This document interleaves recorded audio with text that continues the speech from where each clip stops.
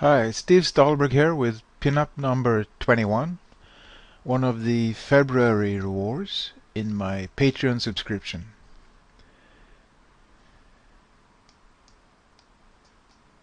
This one's short and a bit weird. I was challenged to make a pinup of this character. This is Hot Dog Man from the Japanese game Life is Strange. So I started by deciding to deviate a little from the original by not having my character inside a actual sausage-shaped suit, but a skin-tight suit. For obvious reasons, wouldn't be much of a pin-up otherwise. I decided to make it as revealing as possible, but I wanted to stay close to the original just the same, so I added a tight hood, big round glasses, and purple rubber gloves, and something that looks like real mustard on her torso. They used some of these girls for reference that you saw earlier.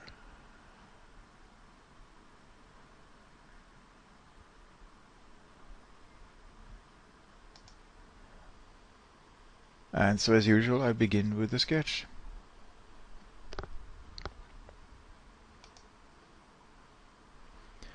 This time no background color, because the original is pure white anyway.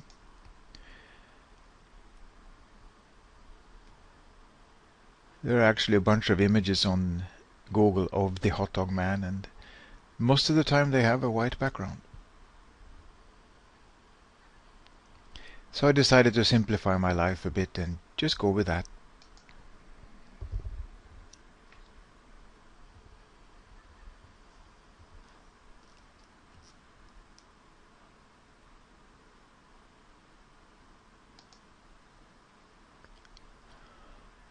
And as usual, the first sketch looks quite bad, so next I refine it using all the tools at my disposal. Copy paste, scale, skew, warp, liquify, and even good old-fashioned erasing and drawing it again.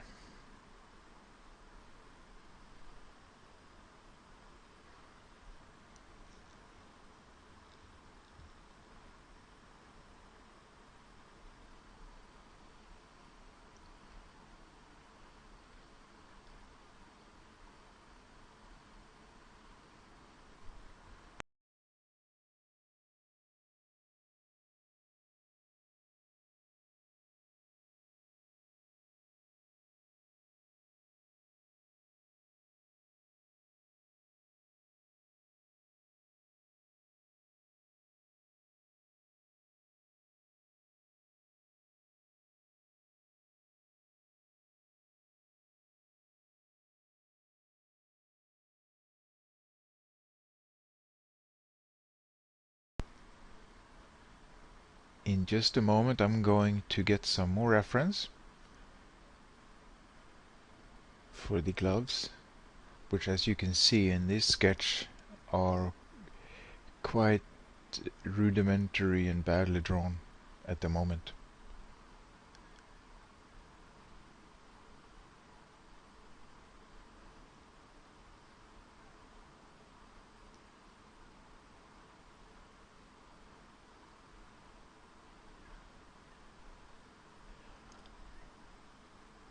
There's the reference,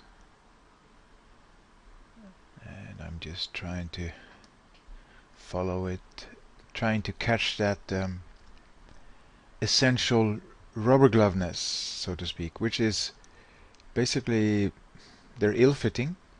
They're almost always too big for our hands,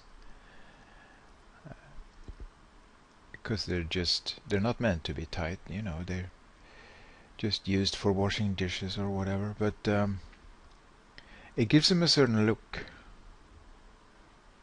Even in a simple pose or gesture like here, you see those folds that happen, which don't happen with any other kind of glove or with the bare hands.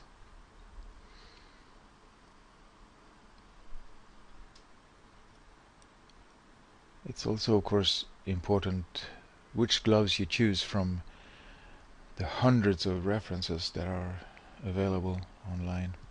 The color doesn't matter. The ones I'm using here were not purple originally, they were a different color.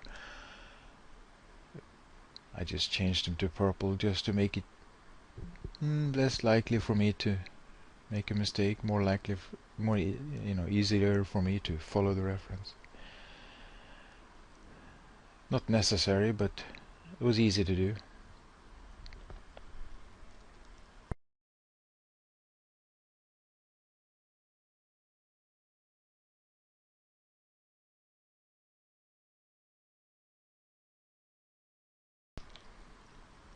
And I just keep refining. That glove was too small by quite a lot. That's better. I think the other one is too small also.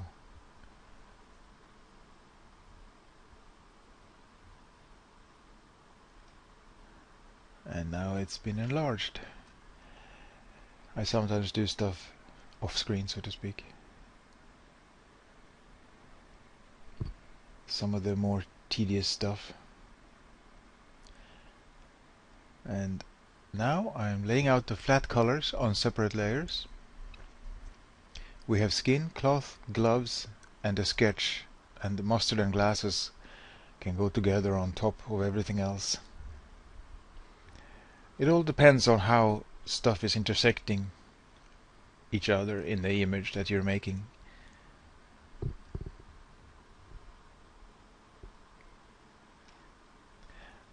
You see here I moved the mustard and the glasses under the gloves because I realized that the gloves are, obviously on top of the mustard.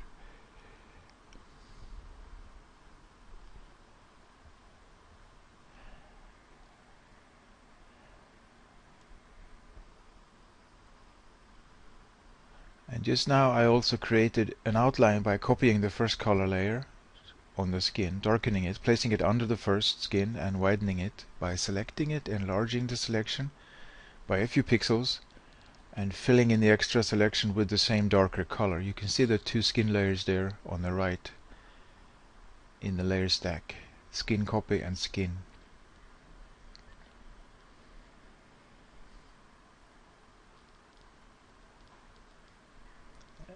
I created some shape and volume by using an airbrush on the skin, sparingly and carefully as usual.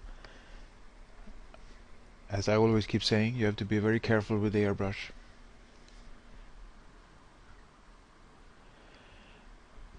You want to lay out the flat color in a median color so that you can easily just pick a slightly darker color and a slightly lighter color, and as you apply those, as you see I did with the skin, and I will do it later with the mustard and also with the gloves, it becomes much easier job for you because you've already laid out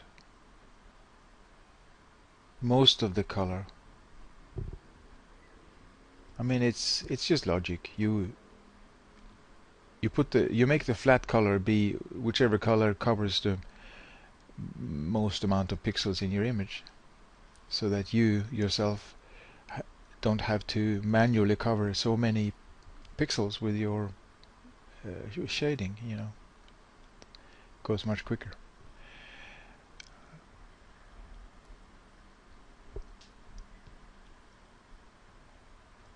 I'm refining the face here, as you can see.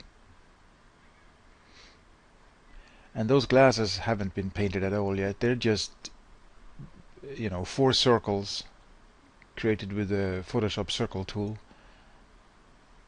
Created 2 selections with that. One selection for the white and one selection for the darker part of the glasses.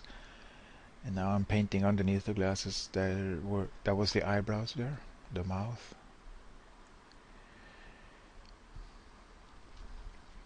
And the face is basically finished now. Later I'll add some highlights, and even later than that I'll add some slightly reddish darker tones on the cheeks and on the mouth and on the nose, and that's it.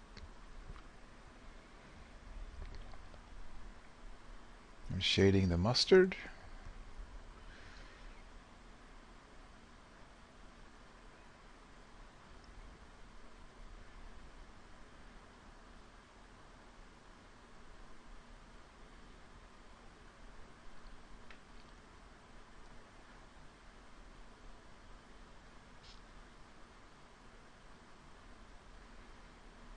And shading the gloves.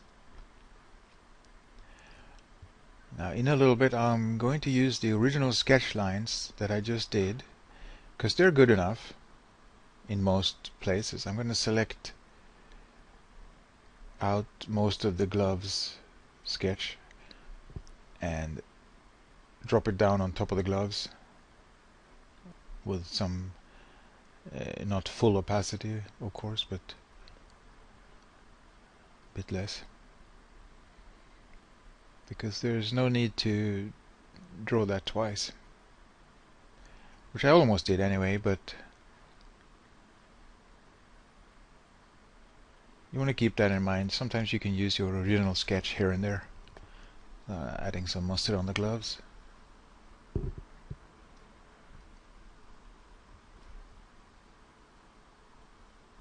There, this is me dropping down the sketch lines on top.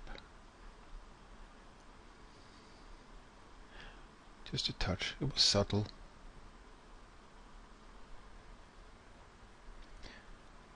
And then I shaded the suit.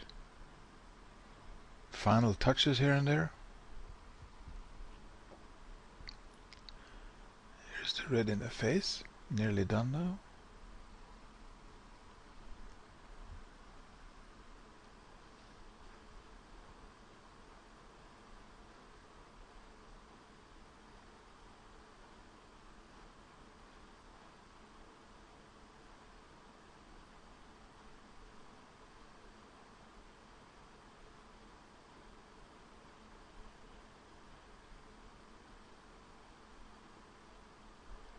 And that's it. Done. Thanks for watching. Bye.